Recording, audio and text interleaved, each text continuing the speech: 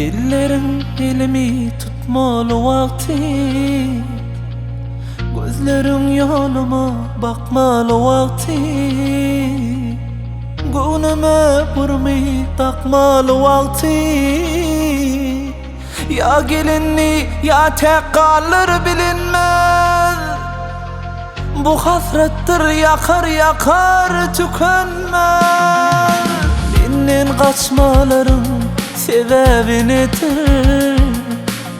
Yüreğin söymese bu bela nedir?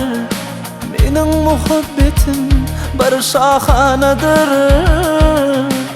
Her görüşte her nefes seyir etmez, bu hasrettir yakar yakar tükenmez.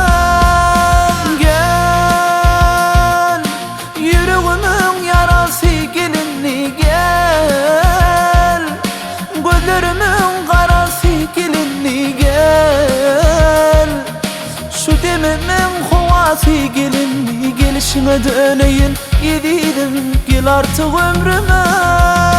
Gel yüreğimin yarası gelinli gel, gözlerimin karası gelinli gel, şu demimin havası gelinli gelişine döneyim gidelim gel artık ömrüme.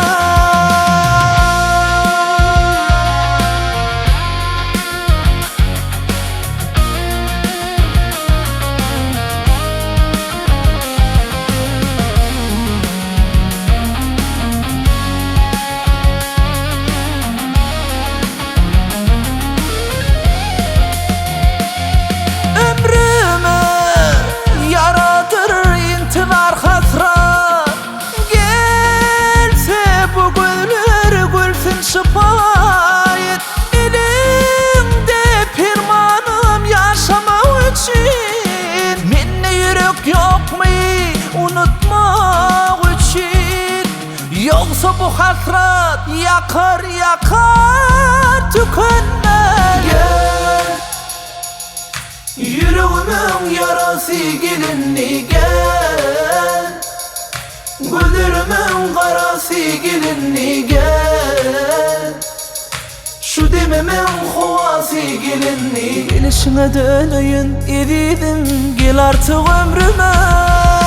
Gel yüreğimin yarası gelinli gel, gözlerimin karası gelinli gel, şu demimin havası gelinli gelişine döneyim eridim gel artık ömrüme.